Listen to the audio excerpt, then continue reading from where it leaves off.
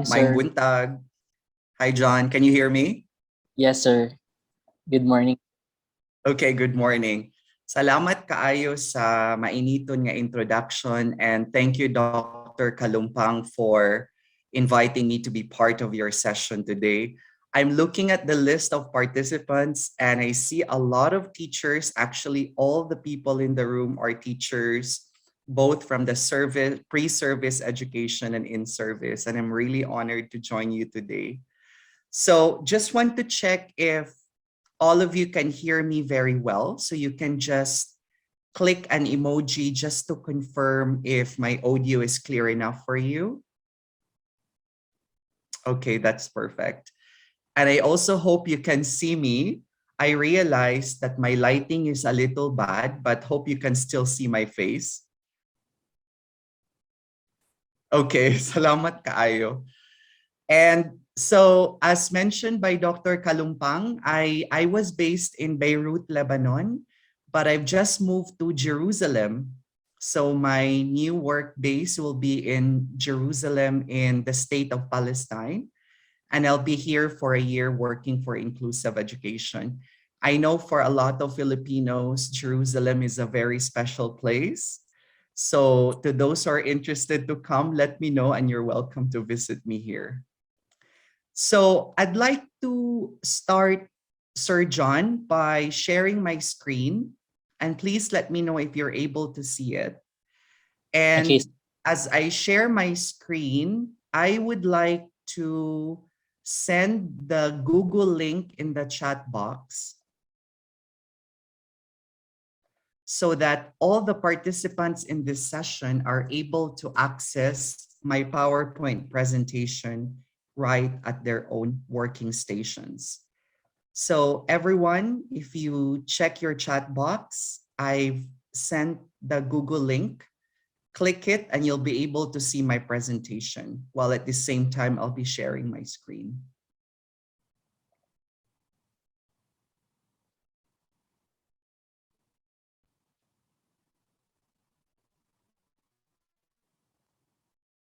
So, Sir John, can you clarify again the time frame that I have? What I know is I have an hour to do the presentation, and then I Yes, have 10 minutes for discussions and questions. Is that correct? that's correct, sir. Okay, great. So, Sir John, please help me keep my time. So let me know from time to time how many minutes are left for my presentation. I'd appreciate that.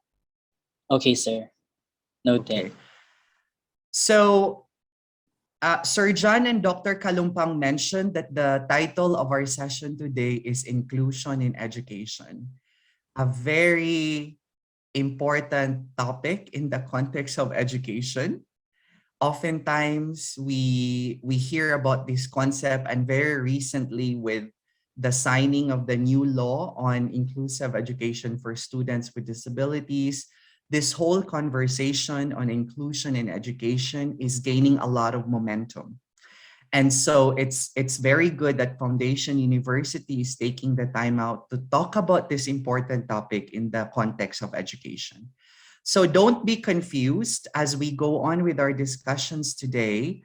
You'll be able to see that I interchange the concepts inclusion in education and inclusive education. I mean the same thing. So don't be confused if I interchange two concepts. I mean the same thing. It's either inclusion in education or inclusive education.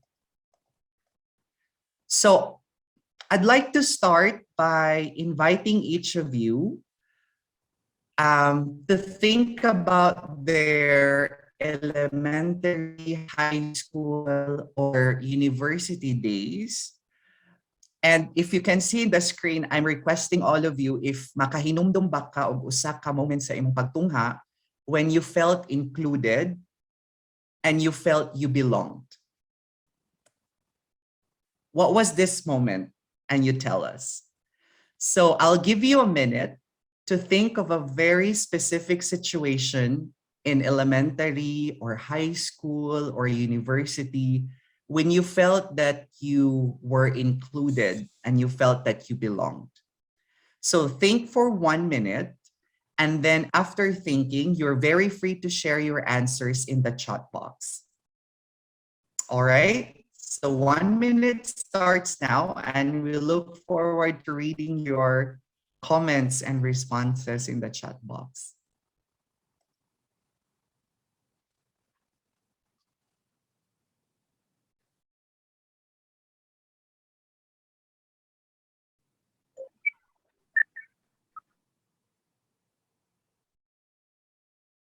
Thank you, Mamil and John, for the response. That's beautiful.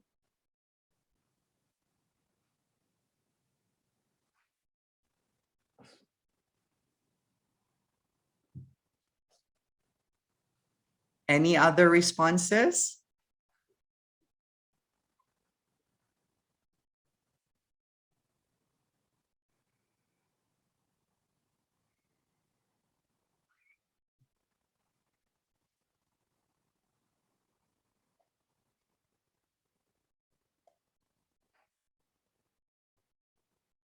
Okay.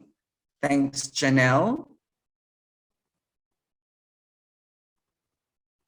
Ed Phil said, I belong to when my peers ask about my ideas. That's powerful. Thank you. Hannah says, when my teachers recognize me for having the best output in the class. And Jobel Antoinette said, enrolling in Foundation University made me feel included. Vanessa, when I was able to pitch in some ideas and considered my inputs. That's beautiful. Sige, unsa pa may mga tubag sa uban? Moments in your school days when you felt that you belong and you felt included. What was this moment?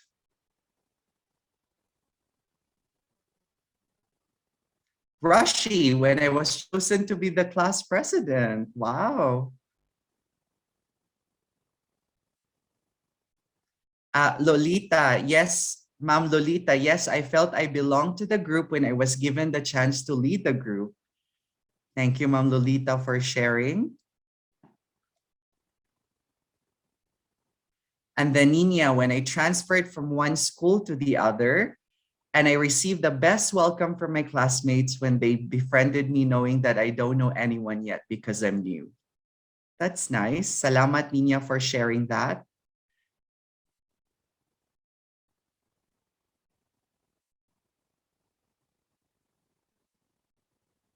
Okay, so salamat kaayo sa inyong mga tubag, sa inyong sharing.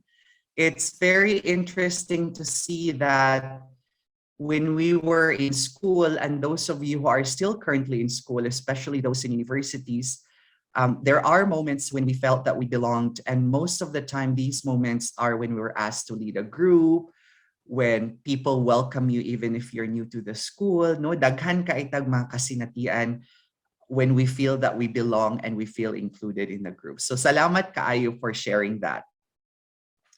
So what you see in the slide now is a Facebook post that I made on September 10th, 2021. And the message of my Facebook post said, and I'll read it to you. Question for my friends at the Department of Education, DepEd Philippines. Is disability diagnosis from a medical doctor a requirement to enroll a student in public school? If yes, why is it a requirement for enrollment? And if no, what is the first step to do if a student is rejected from enrollment because she doesn't have a diagnosis? Other non-DepEd friends are welcome to share their thoughts as well. Salamat. Viva. So I wrote this post on September 10th, 2021, out of frustration and disappointment when we tried to enroll one student who is deaf in one of the public schools in Negros Island. So when during the enrollment stage last year, we brought this student to say, sir, we want to enroll this child, pero deaf siya, di siya kadungog, pero he went through 4 years in junior high school. Can you please enroll this student to senior high school? Unfortunately, the student was rejected. And the justification of the principal was that naa di man siya kadungog, so basin dili namo ma-accommodate iyang needs sa classroom. And if dawato namo siya, sir, kinanglan nako og medical diagnosis as principal before dawato namo ang bata. So when we learned about this news, I personally was very frustrated and devastated because I felt that rejecting children with disabilities in the education system was over. I felt this was many years ago and we've passed that part of rejection. But the problem is it's still happening, unfortunately. This specific example of a student with disability being rejected is a manifestation nga rejection is still common, especially for students with disabilities. Months later, my post on Facebook turned very optimistic and positive when I learned that President Rodrigo Duterte signed into law inclusive education for students with disabilities. And I wrote on my Facebook post, congratulations, Philippines, to individuals and organizations who worked so hard to make this possible. Thank you so much, Viva. When I learned about this news, I was extremely happy on a personal level, but also on a professional level, primarily because the signing of the law on inclusive education for students with disabilities is such a huge milestone for the entire Filipino community. It's a milestone that recognizes that every child, regardless of his or her disabilities, or even other marginalizing situations, has the right to go to school and learn. So it shifted a little bit from a very frustrated post to a more optimistic post about inclusive education in the Philippines. So if you see on the screen, ang balaod for inclusive education for students with disabilities has already been signed. So you hear a lot about the concept of inclusive education. No, I've been for years, we've been talking about this in the Philippine context, inclusive education, inclusive education. Pero the question is, what really is inclusive education? Unsa man ning gitawag natong inclusive education? Nganong importante man ang inclusive education? Ug unsaon man nato pag-operationalize ang inclusive education? And I would like to highlight the first question, unsa man gyud ang inclusive education? Because oftentimes, sadly, and this is based on my observation, inclusive education is a very misunderstood concept. So a lot of us in the education sector have the tendency to use inclusive education to mean other things. So importante nga atong sabton pag-ayo kung unsa man gyud ning gipasabot nga inclusive education in the Philippine context. Therefore, for this session, we will be answering 3 questions. Okay? So ang unang pangutana nga atong tukion is, what is inclusive education? That's the first question we will respond to. The second question is, why is inclusive education important? Nganong importante man ang inclusive education in the Philippines? And finally, I think this is the most important question for you and for all of us is, how is inclusive education done? What can we do in order to make inclusive education a reality, both at the policy level and also at classroom level? So these are the 3 questions that we will raise during the session today. So the what, the why, and the how of inclusive education. Okay. Sugda nato sa pagtuki ang unang pangutana. What is inclusive education? So on the screen now, you will see a definition from UNESCO in 2019. And I will read the definition very carefully, while at the same time inviting you to reflect about this definition. So according to UNESCO, inclusive education is a transformative process that ensures full participation and access to quality learning opportunities for all children, young people, and adults, respecting and valuing diversity and eliminating all forms of discrimination in and through education. Read the definition once again. And in the chat box, I'd like to invite each of you to share one word or phrase that you find striking in the definition. Sa definition nga gi-provide sa UNESCO, unsa man nga word or phrase you find striking, most striking. So you're free to write your answers in the chat box and let us know what people think. Carla says respect. Process by Geraldine, valuing diversity.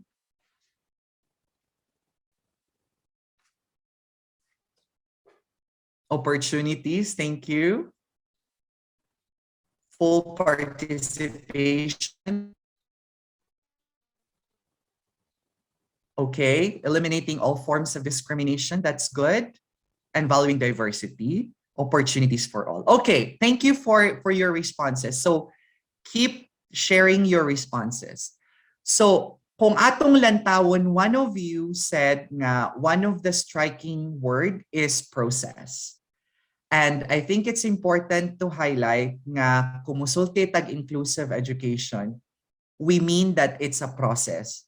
That means it takes time to make it happen. We can't achieve inclusive education over time. In fact, when we talk about inclusive education, we always say it's a never-ending process. Never-ending siya. Dili siya destination. It's a never-ending process. That's why when you read a lot of literature about inclusive education, you often notice nga we use the term we're moving towards inclusive education because we recognize nga inclusive education is a never-ending process. So some of you said that one of the words or phrases nga striking for you is eliminating all forms of discrimination in and through education. In this phrase, you will notice the emphasis on the system, the emphasis on the learning environment, and the emphasis on the barriers that learners face in accessing education. When we talk about inclusive education, what we want to pursue is to identify the barriers and respond to the barriers that children face to access education. What does this mean? For example, naata sa atong kaugalingong classroom, no? And naatay usa ka estudyante who's really having a hard time reading. No, we've met a lot of these students in school where lisod kaayo tudluan kay dugay kaay makabasa. It takes time for them to read, to count, or whatever. If you are a teacher who values inclusive education, what you don't do is to put the blame on the child. A lot of times we have the tendency to say, kaning bataa very slow kaayo, unsa kay problema aning bataa no nganong slow kaay ni siya. Siguro maglisod ni siya og kat-on and all of that. But if you're a teacher who values inclusive education, you would shift the question to unsa man ang naa sa learning environment aning bataa nganong magkalisod man siya basa. So instead of focusing the problem on the child and the emphasis on fixing the child, the teacher emphasizes that there must be a barrier or problem within the learning environment that the child is in that hinders his or her learning process. So that's what UNESCO means in the phrase eliminating all forms of discrimination in and through education. And finally, you will notice that the definition doesn't mention anything about disability. On the contrary, the definition talks about all children. So when we talk about inclusive education, we're not only talking about those with disabilities, but we're talking about all children. In fact, in the next screen that you will see, the Department of Education of the Republic of the Philippines define inclusive education, and this definition can be found in the K to 12 basic education curriculum policy framework. And according to DepEd, inclusive education recognizes the right to quality education of all learners, especially the disadvantaged and marginalized, who may be in unique situations and have different learning needs due to their personal, social, cultural, and economic contexts. So, similar to UNESCO, the definition provided by the Department of Education doesn't explicitly mention children with disabilities. Rather, it's mentioning all children. So when we talk about inclusive education, we're referring to all children, not only children with disabilities. But for the sake of our session today, our emphasis is on children with disabilities. Therefore, our discussion today will focus specifically on disability inclusive education, or oftentimes we call it inclusive education for children with disabilities. So while it is true that inclusive education is a general encompassing concept, our focus for today will be inclusive education for children with disabilities, just to clarify that. In this slide, you will see how person with disability is defined. And I think it's important for us to define kinsa man gyud ning gitawag natong children with disabilities. Kanusa man nato matawag ang bata or usa ka tawo nga adunay disability. So on your screen, you will see the definition provided by the United Nations in 2008 through the Convention on the Rights of Persons with Disabilities. A person with disability has long-term physical, mental, intellectual, or sensory impairments, which in interaction with various barriers may hinder his or her full and effective participation in society on an equal basis with others. Take note of the phrase long-term, and take note of the phrase in interaction with various barriers that hinders full participation. So when we talk about disability, we talk about situations either physically, intellectually, sensory that hinders someone to participate fully in the society or day-to-day activities. So naatay mga tawo nga dili ka kita, naatay mga tawo nga dili ka dungog, naatay mga tawo nga dili kalakaw, naatay mga tawo nga when they learn differently compared to others. Naatay mga tao who have different ways of responding and learning compared to others. So mao na siya gitawag natong disability. That's according to the United Nations. And just to clarify, because if you look at all the frameworks and documents from the Department of Education, there's also the mention of the concept special educational needs. So naatay concept nga children with special needs, children with special educational needs. Just a clarification nga, kaning concept na special educational needs is a concept that's more encompassing and to refer to children who have difficulties learning but don't necessarily have disabilities. So, apil na ani ang mga bata considered as gifted and talented or fast learners, and then other groups of children who may be marginalized in accessing education. So just to clarify that children with disabilities are different from children with special educational needs, although children with disabilities may fall under children with special educational needs. So just to clarify in terms of terminology. So another way of answering the question, what is inclusive education, is to differentiate inclusive education from other approaches to educating children with disabilities. One of the approaches is what we call exclusion. Exclusion is a situation where children with disabilities are out of school and out of the education system because of the limited opportunity for them to be part of that system. So on the screen, you will see kaning icon in orange or yellow are students in the mainstream education or students are in school. And this icon in blue are children with disabilities.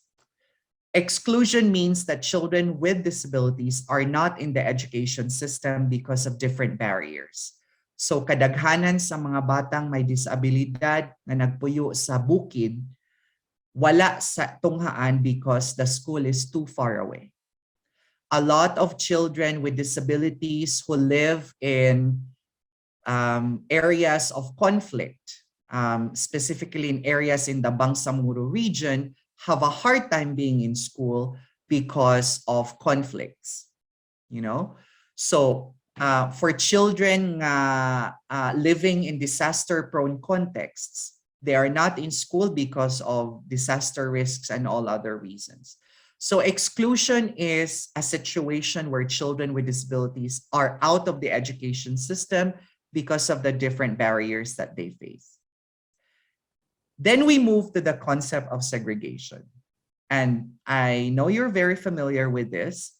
This is an approach to education where children with disabilities are separated from the mainstream education system and they learn together separately. So on the screen, you will see kaning gray dots diri sa screen, mao ni ang mainstream education, referring to students without disabilities. Kaning colored dots represent children with disabilities who learn in separate settings or separate classrooms. So in the Philippines, a good example of segregation is special education center, where children with disabilities learn separately in a separate classroom and not in the mainstream or regular classroom where the rest of students without disabilities learn. So the intention of segregation is that a lot of experts and advocates for segregation say that children with disabilities require specialized education, individualized education, and therefore they should be separated from the mainstream education system because they need individualized and specialized education. So mauni siya ang konsepto sa segregation. They learn separately. How unfortunately, the whole approach of segregation has been criticized by a lot of education experts, especially by inclusive education experts, saying that children with disabilities have the right to learn in mainstream schools. Segregating children based on their disabilities is a violation of human rights. So when this advocacy came out, when there was a strong push to include children with disabilities in regular school, different systems globally and including in the Philippines made an attempt to put children with disabilities into the education system. Maunang natay gitawag education for all. There was a campaign nga, oy, we shouldn't segregate children with disabilities. We should put them in the regular school or the regular classroom. So ang nahitabo is because it was very overwhelming for the education system to accept these children in the mainstream education, ang nahitabo was gi-enroll nato ang mga batang may disabilidad sa regular nga tunghaan without support and accommodations. And this is what we call integration. Integration is a process where children with disabilities are physically included in the regular education system, but with limited or no support. A very good example is i-enroll nato ang bata nga dili kakita sa grade 1 regular class. Unya ang teacher dili kabalo mo basa og braille. Ang mga classmate dili aware about disability, so ang bata prone to bullying. So this is a good example of integration where we put the child without support and accommodation or with very limited support and accommodation. And when we talk about integration, ang intention sa integration is the child is expected to fit into the education system. So this is the education system. If you're the child, you're expected to fit into the system. If you can't fit into the system, then sorry, it's not the system's fault. It's the child's fault because you're not able to fit into that. So integration, as expected, was highly criticized. And after integration, there was a lot of push to make sure that when we put children with disabilities in regular classrooms, we have to prepare the teachers and prepare the entire learning environment to accommodate their needs. That's where inclusion comes in. Inclusion is a process where children with and without disabilities, if you see on the screen, the gray and the color dots interact with one another in the same space, in the same setting, with support and accommodations. So we can't call integration inclusion. And this is where the problem with defining inclusive education is. A lot of times we use integration to mean inclusion. In fact, when I talk with teachers in the Philippines and wherever I am in the world, a lot of them would say, "Sir, I don't think inclusive education works because I remember last year na ami bata nga with autism, wala man siya ning work. Distracting kaayo ang bata at the end, drop out ra siya, wa man ning work." And when I asked the teacher why it didn't work, her response was because we were not trained and we were not ready.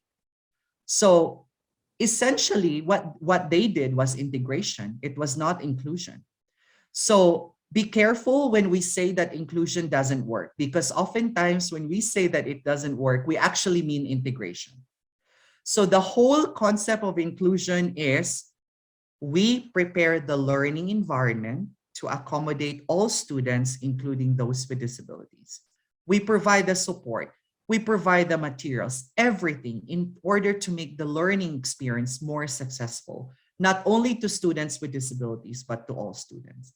And it's important to highlight that.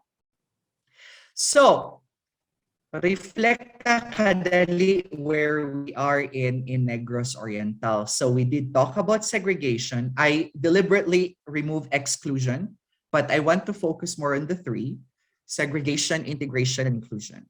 Where are we now?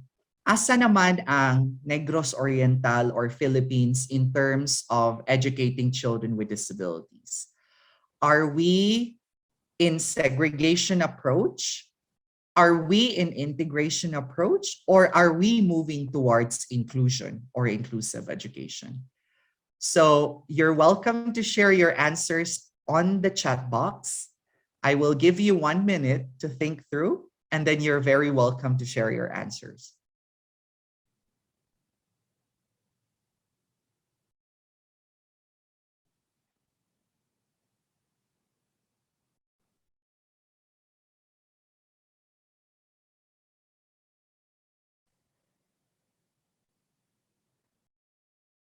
Okay, Ma'am Debbie from FPA, do you mind just turning on your mic and tell us more about your answer on integration, ma'am?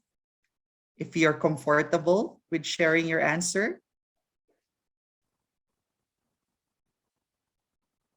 Hi, sir. Good morning. Yes, ma'am. Go ahead. This is just my anyway. It's just my opinion, sir. Ha. Para lang sa ako, sir. Kay we're still in integration because as a teacher in FPA,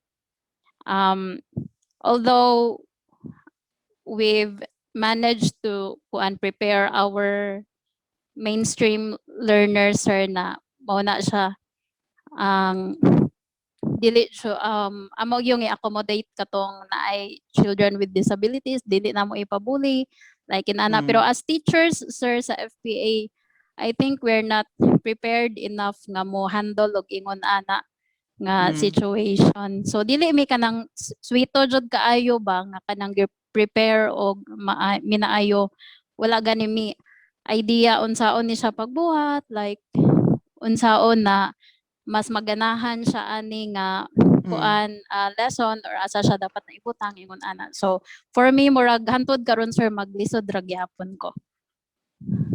Thank you, Ma'am Debbie, for sharing that thought. And don't worry, I believe this is a safe space for us to share our points of view.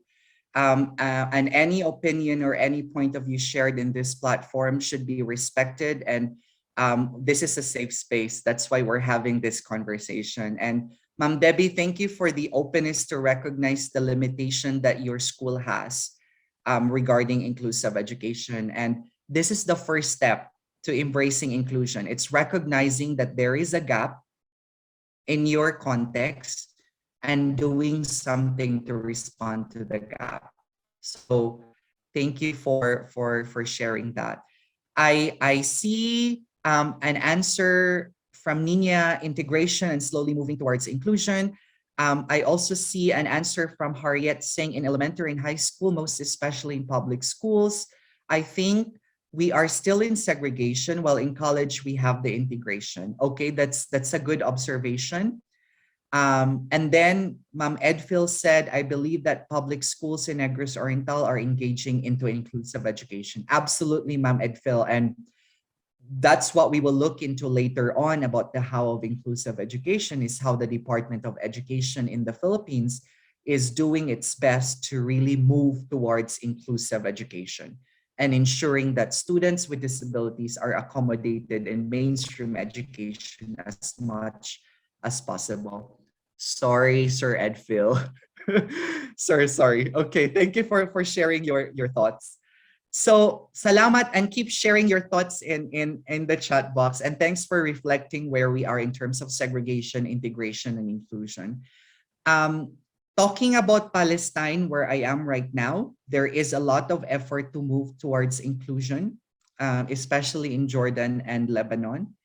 And when I was in Kenya, for example, there was a policy on inclusive education that was approved. And one of the stipulations of the policy is to put on hold the further establishment of special schools.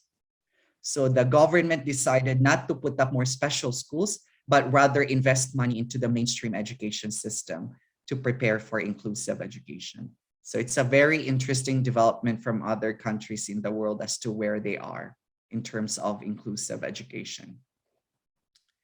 So just a quick exercise to know if we've really understood the concept. So what we will do is I'll show 3 scenarios on the screen and let's decide whether the scenario is segregation, integration, or a move towards inclusive education. Hope everyone's ready. So you're free to put your answers in the chat box. So scenario 1, and I'll read it to you. Marites, I don't know why I used the name Marites here. Anyway, Marites is a 9-year-old child enrolled in a mainstream classroom. She experiences significant difficulty in writing due to spasticity. Spasticity ka na manggahi, pagmanggahi sa kamot. As part of the school's requirement, writing is mandatory and that all students need to write as much as possible in order to get passing grades. So, is this scenario segregation, integration, or a move towards inclusion? Share your answers in the screen.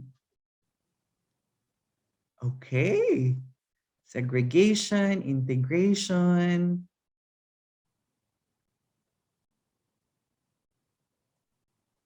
Kinsa pa? Unsa pa laing tubag? Segregation, integration.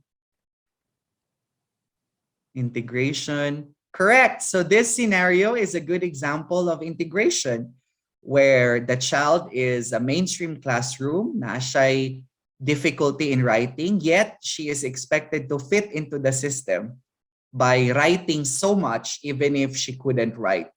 So this is a good example of integration. Bisag dili niya kaya musulat ug daghan kaayong sululaton, because that is the system where the child is in, she's expected to fit into the system. So this is a good example of integration. Thanks for your responses. Scenario 2, Antonio teaches in a mainstream class of 47 students. One of them uses a wheelchair. Antonio, that is supposed to be Antonio, not Maria, provides the student with an adapted desk that allows him to write and to do tasks in class more comfortably. Antonio also ensures that the classroom has enough space for the student to move forward. So is this segregation, integration, or a move towards inclusion?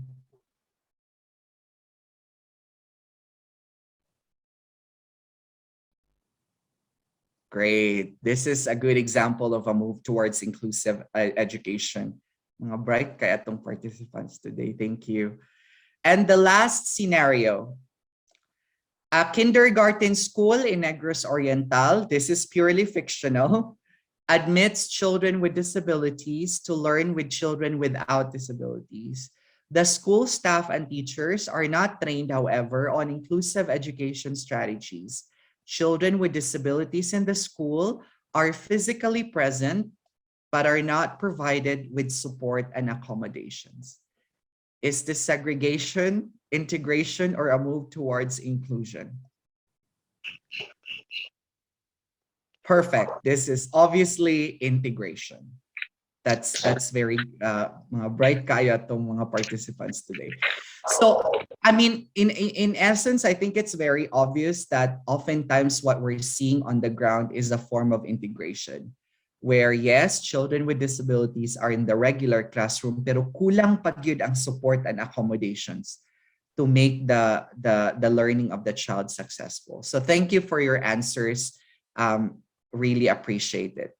Very quickly, when we move towards inclusive education, there are two main questions that teachers usually ask. What will happen to special schools or centers? Will they be closed down? So if it is the right of children with disabilities to be in regular school, unsa naman lay mahitabo sa mga special schools or special education centers? Will they be closed down? That's a question. And the other question is, can learners with severe disabilities benefit from inclusive education? So what if na kay learner who's both deaf and who's both blind? You see a lot of deaf-blind learners. Can they really learn in the mainstream setting?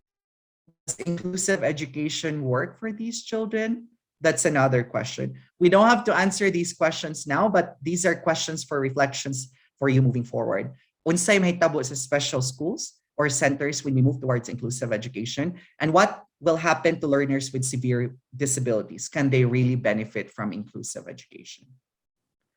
So Dr. Kalumpang and John, if you allow me, I just want to pause here for a few minutes just to let the participants digest some of the information from the What of Inclusive Education. And then I would suggest we will have a 3-minute discussion and questions about the first part, just to make sure that we don't overwhelm everyone at the end of the session. Yes, sir. Okay, Rabana, sir? Yes, sir. Okay, You have all that's good. to do that, sir. Since we are tackling a very important lesson, might as well give you all the time in the morning. Thank you, sir. So let's stop there, and I'll give you a minute to think through what has been discussed so far. And then I suggest we spend the next 5 minutes to have questions or discussions on what we discussed so far about what is inclusive education. So Sir John, I let you moderate the discussions if there are questions and if participants are raising their hands. Kindly moderate. We'll just spend 5 minutes, please, and then we proceed. Okay, sir. So everyone, if you have some questions or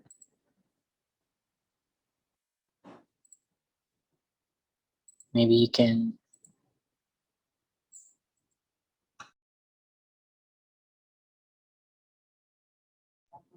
any any questions are allowed. You just have to maybe open your microphones or maybe you can send your questions in the chat box.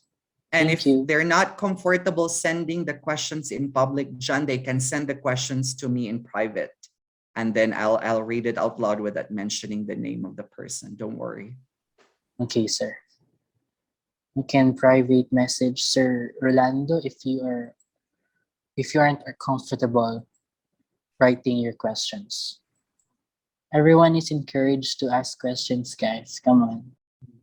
And they don't have to ask questions, John. I mean, I just want to make use of this moment as well for the participants to pause and digest the Okay. information that have been raised, and reflect a little bit about some of the highlights from the discussion. So we're using this space to either one, raise questions or allow participants to just step back a little bit and think through on their own. No worries. Okay, sir. Thank you.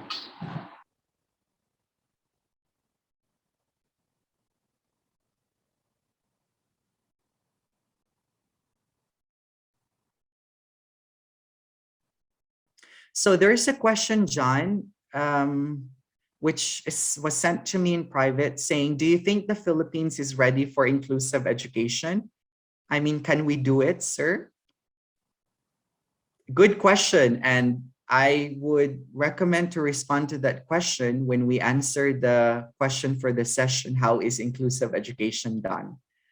So if you could wait a little bit until we reach that point of discussion, then I hope that will answer your question, because I'll be giving out some of the examples on how the Department of Education in the Philippines is doing its best to really make inclusive education happen.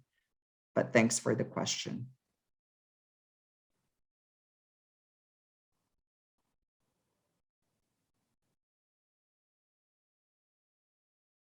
So last 1 minute, kung wala na'y pangutana, kung wala na'y concerns, after 1 minute, I suggest we proceed with the discussion.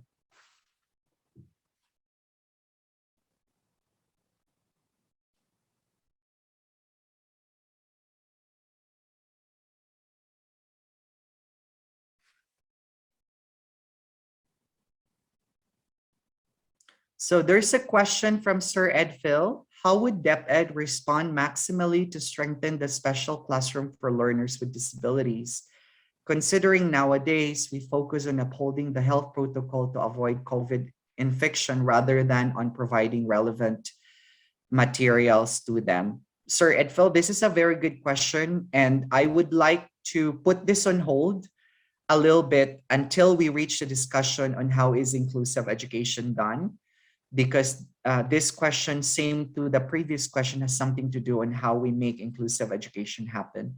So, Sir Edfel, we will put this on hold, and please remind me later on so we can talk about this. Thank you. So kung wala na yung pangutana, wala na yung mga reflections, padayon ta sa atong kulo kabildo karong adlaw kabahin sa konsepto sa inclusion in education or inclusive education. So supposedly we would have a 5-minute break, but no, I will not grant it to you today. We shall proceed because we don't have enough time. So let's go to the second question of the session. And can anyone remind me what the second question is for the second session? Anyone who can write the question in the chat box first? Na ay prize, free flight ticket to Jerusalem. What is the second question? Okay, good, Sir Edfil, thank you. So the second question is, why is inclusive education important? So there are different ways to answer to this question.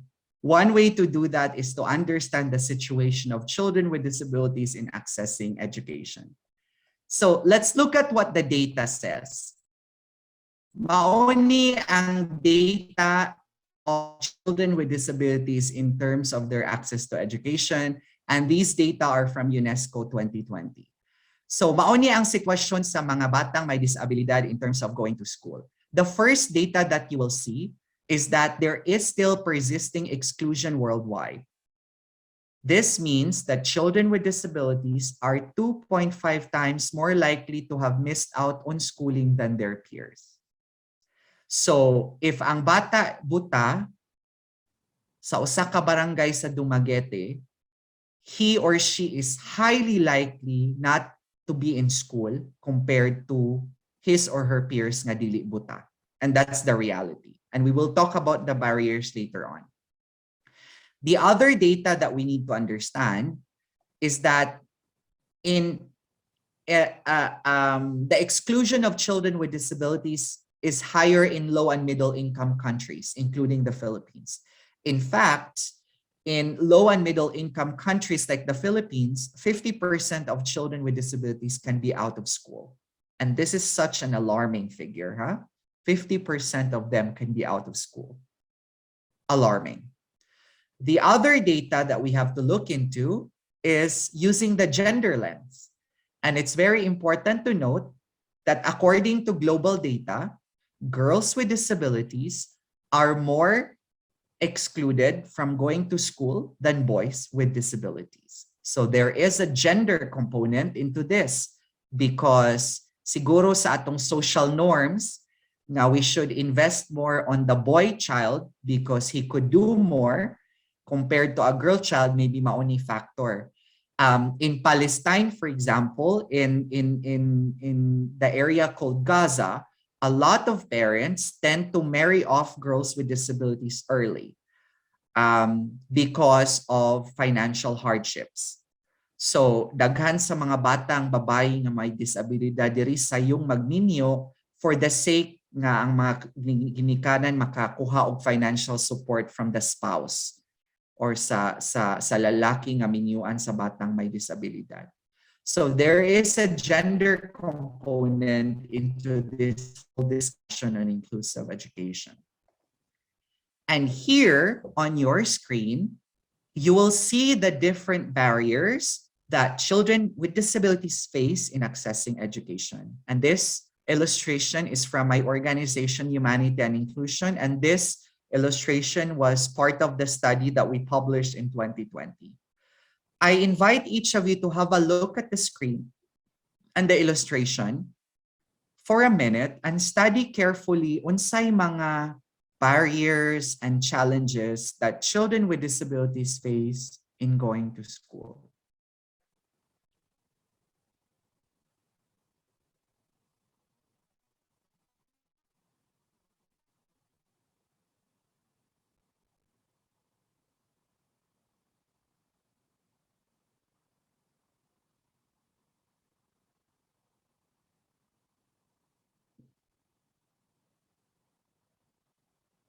All right.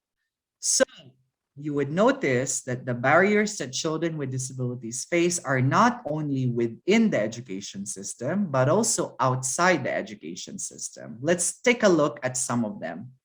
To your right, you'll see, no wonder, stigma and discrimination. I mean, in the Filipino culture, naapagyapon tay mga tinuhuan nga disabilidad is a curse. No? Naapagyud tay mga tinuhuan nga kung ang bata may disabilidad, silutan ang inahan sa iyang sala sa unang panahon. Naapatay mga stigma and discrimination where we think that children with disabilities cannot learn like other children. We think that they cannot learn and that they don't have the capacity to learn. So naapatay stigma and discrimination, no?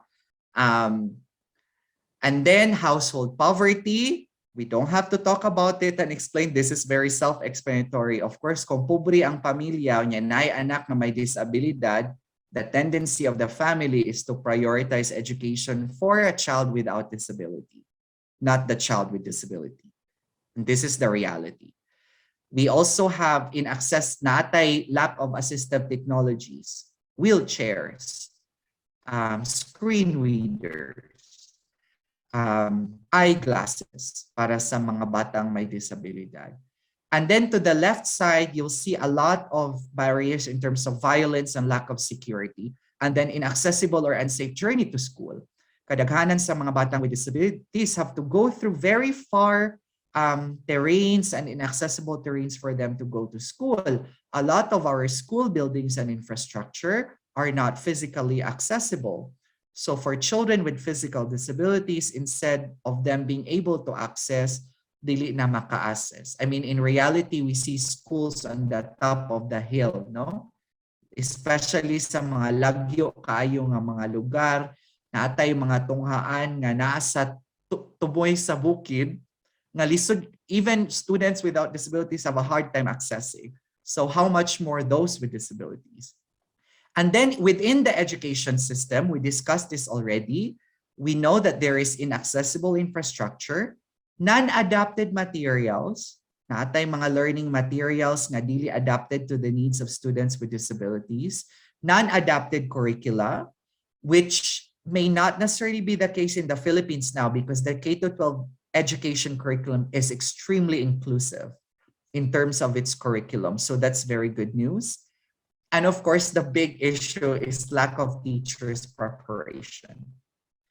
So Mauni ang nagkalain-lain nga mga babag nga giatubang sa mga batang may disabilidad sa pag-adto or pag-adto sa tunghaan. Daghan kaayo both outside and within the education system. Okay. Another angle that we have to look at when we answer the question, why is inclusive education important, is to look at the benefits of inclusive education. And there are four ways to look at the benefits of inclusive education. We can look at it from a political or legal point of view.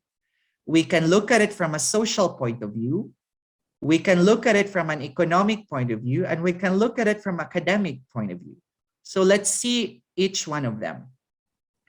The political and legal case for inclusive education is that all the policy frameworks and legislations globally support inclusive education.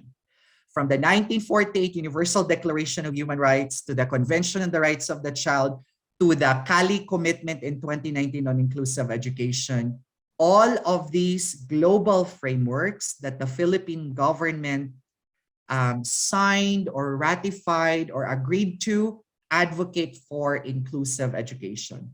None of these frameworks talk about segregation and integration. All of these frameworks say that in order to fulfill education for all, we need to make inclusive education happen. So this is the political and legal case for inclusive education, globally speaking. In the Philippines, a lot of frameworks and policies also support inclusive education, from the 1987 Constitution of the Republic of the Philippines to the Magna Carta for the Rights of Disabled Persons, which was amended in 2007, to the K-12 basic education curriculum, which strongly advocates for inclusive education, to the Early Years Act, and to the very recent 2021 Law on Inclusive Education for Students with Disabilities. All of these frameworks in the Philippine context advocate for inclusive education. No mention of segregation nor integration, but inclusive education. So this is the political case for inclusive education. What about the social case for inclusive education?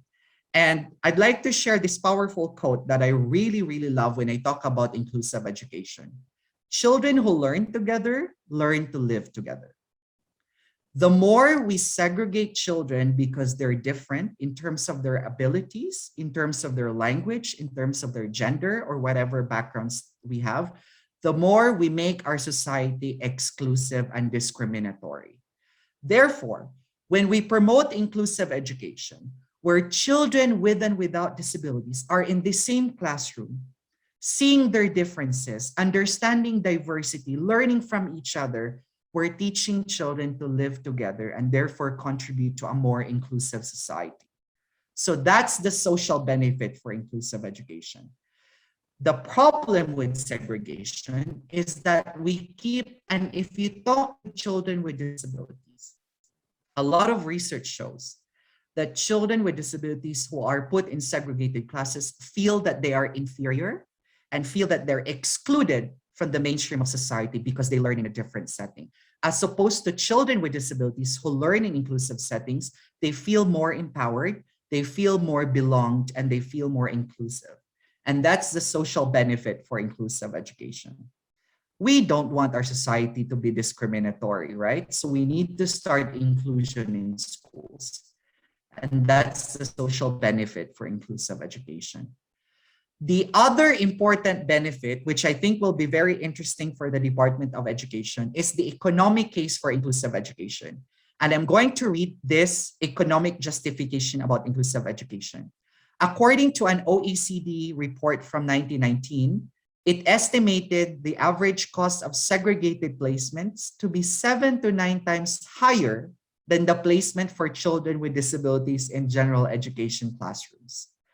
More recent OECD research found that special education per capita costs were around 2.5 times those of regular education. This is mainly accounted for by salaries, since the teacher-to-pupil ratio is more favorable for students with disabilities. In inclusive schools, this figure fell to 2 times, so it's much cheaper. In short, these findings show, it's supposed to be shown, not shows, that it can be less costly to establish and maintain schools that educate all children together than to set up a complex system of different types of schools specializing in different groups of children. So, research shows that the more we provide two different education systems for children, the more expensive it gets for our government to invest and maintain it. And the more cost-effective way to move forward is to invest in one system, which is the mainstream education system, and that will be cost-effective for the Department of Education. So this is the economic justification for inclusive education. The more we build special schools, the more expensive it gets. And this is not from me, this is from research. And finally, the academic case for inclusive education. No research globally and wherever I've read research shows that children with disabilities disrupt the academic progress of children without disabilities in the classroom. In fact, it's the contrary. Research shows that children with disabilities in inclusive settings have more progress in their academics rather than those in segregated settings, especially in classrooms where teachers are trained on inclusive education strategies. So this is the academic benefit of inclusive education. Children learn more in an inclusive classroom than in segregated settings, okay? So these are just some of the justifications and some of the responses to the question, why is inclusive education important?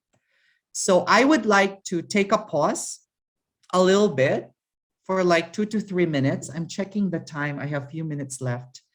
And then maybe, Sir John, we can entertain 2 to 3 questions from the participants, and then we will proceed, and I'll make sure I'll wrap up in 5 to 10 minutes. Okay, sir. Thank you.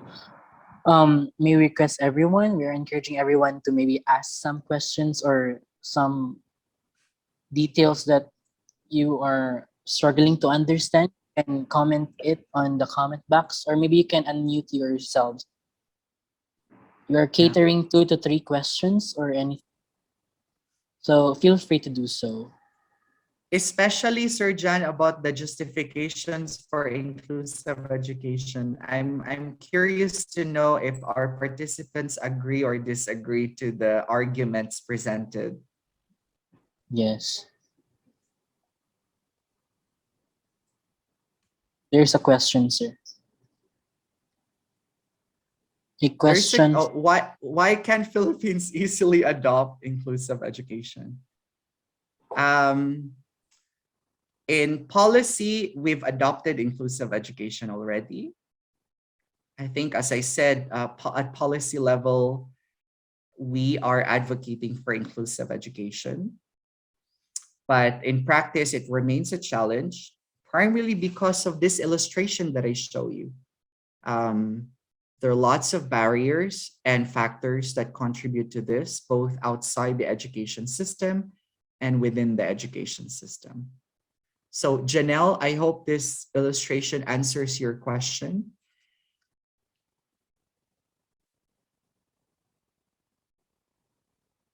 Any questions, guys?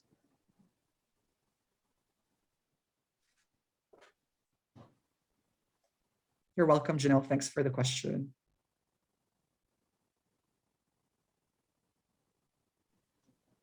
Everyone is encouraged to ask questions for our speaker. Okay, ulawon kaayo ang atong mga estudyante karong adlaw. But it's okay, Sir John. As I said, we also respect the space of others to also reflect on their own, not necessarily raising their questions. So I would like to proceed now to the last part, and I promise, Sir John, I'll wrap up in 5 minutes if possible. No, it's okay, sir. Extend your time. Okay, and then what we will do now is to answer the last question of the session, which is, how is inclusive education done? And I think for you, this is the most important question, because we've been talking a lot about the theoretical part of inclusive education. Now let's get to work and see how inclusive education is done. So Um, Sir June, yes, ma'am. actually you can take your time because you are the only speaker this morning and the participants had been advised to take their early lunch. So if it's okay with you, you can take your time. Okay, salamat ma'am Thank sa you. reminder. Thank you. So how is inclusive education done? And Sir Edphil and other question about how to operational inclusive education. I hope this discussion will answer your question, but let's see, and please remind me about the question later on. So what this question talks about, unsao nato pag operationalize ang inclusive education, and there are different ways to look at it. We can make inclusive education happen at systems or policy level, which I think a lot of our DepEd participants are interested at knowing now. But also we can make it happen at school or classroom level. So what you're seeing on the screen now is a framework that the UNESCO Institute of International Education and UNICEF are trying to propose to guide policymakers such as the Department of Education to make inclusive education happen. So, tagaan ta mo og 1 minute to just have a look at the illustration very quickly. Tanawa ang mga nagkalain-lain nga components. If you are unable to see the screen clearly, you can also click the link that I sent on the chat box. There you will see my PowerPoint presentation more clearly.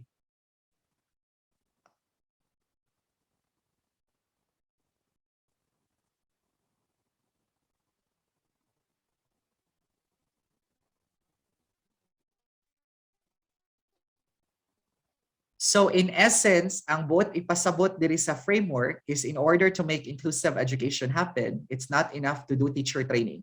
It's not enough to build physically accessible infrastructure. What we need is a holistic change of the education system for inclusive education. What it means is we need funding, kinanglan taog budget for inclusive education. We need a leadership that recognizes inclusive education. I'm looking at the bottom part. We also need data and evidence to inform inclusive education. And then on the top part, we need trained teachers, we need flexible curriculum, and we need strong demand for inclusive education. And when we talk about inclusive education, we're talking about the different levels of education from non-formal to tertiary education. So this is a framework that will tell you how to make inclusive education happen, especially at systems level. Humanity and Inclusion also suggested ways on how to make it happen. And this is the same illustration that you saw earlier. The difference is that this illustration recommends solutions to promote inclusive education. So in this illustration, you will see that in order to make inclusive education happen, we need to promote equity and non-discrimination. We need to improve the household economic stability of families.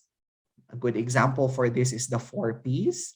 We need to provide assistive technologies and devices. We need to have safe and accessible journey to school for children with disabilities. We need to have within the education system accessible infrastructure, adapted materials, curricula, and supporting teachers, and all of that.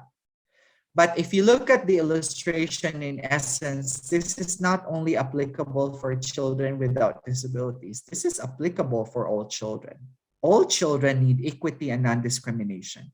All children need safe and accessible journey to school. All children need accessible infrastructure. So this is not only for children with disabilities, but also for all children.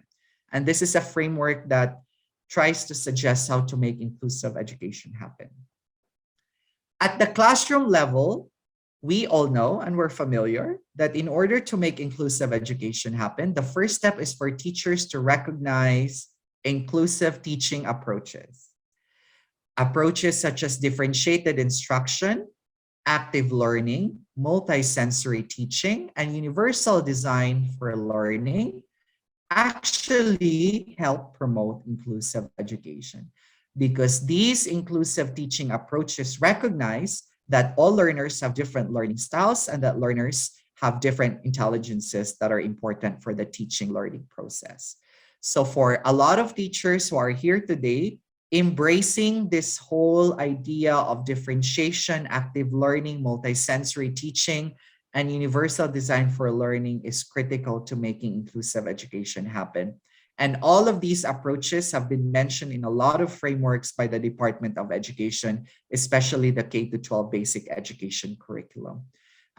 There's a lot of emphasis on differentiation and universal design for learning. And the most exciting and relevant part for you on answering how is inclusive education done is to look at the law on inclusive education for students with disabilities, which was signed in 2021 and is now a law. Just to let you know that this is a screenshot of the entire law. It's Republic Act 11650. And the complete name of the act is an act instituting a policy of inclusion services for learners with disabilities in support of inclusive education, establishing inclusive learning resource centers of learners with disabilities in all school districts, municipalities, and cities, providing for standards, appropriating funds, therefore, and for other purposes. In short, this law should be called Instituting a Policy of Inclusion and Services for Learners with Disabilities in Support of Inclusive Education Act. We will not go through in detail what this law is all about, but I'll give you an overview of what this law is trying to do. This is the summary of what the law is trying to do. The law embraces the importance of providing support and accommodations for children with disabilities. And this is how the framework goes. The law says that in order for the successful inclusion of children with disabilities into the education system, these services should be in place. There is the mapping and identification of children with disabilities. There is a need to establish the multi-sectoral team. So kaning gitawag na multi-sectoral team, mauni siya ang team composed of parents, composed of teachers, composed of therapists, physical therapists, occupational therapists, social workers, case managers. They form together as a team to support the inclusion of children with disabilities. And then there is also the need to do a needs assessment in terms of the learning of the child done by the multi-sectoral team. There is the need to develop an individualized education plan or IEP, which maybe some of you are familiar with. And there is a need to implement and monitor IEP or individualized education plan. And at the heart of all of these processes is the inclusive learning resource centers.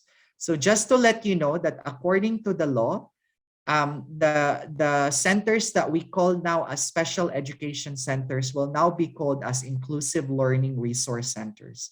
And these centers will be at the center or at the heart of the implementation of inclusive education. And the ultimate goal of the law is to ensure access, retention, and progression of children with disabilities in the education system. So this is just an overview of what the law is all about in terms of specific activities that need to be done to promote inclusive education for students with disabilities. We will not go through in detail what the law is. I recommend all of you to have a look at it yourself and study it more carefully. Okay, so I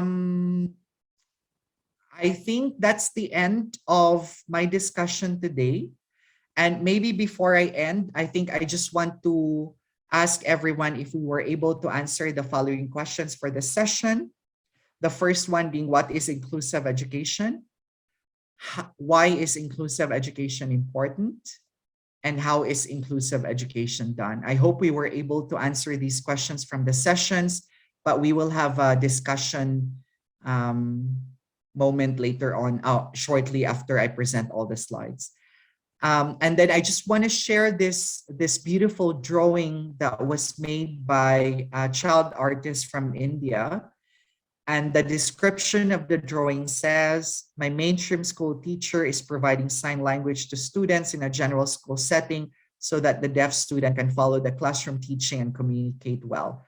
This is inclusive education, and I hope this drawing will inspire us to promote inclusive education in our own ways. And in the PowerPoint presentation, I listed down the references and further reading for different materials that you might be interested at exploring further. So here's the list. Feel free to read them further. And shukran jazilan, which means thank you so much in Arabic.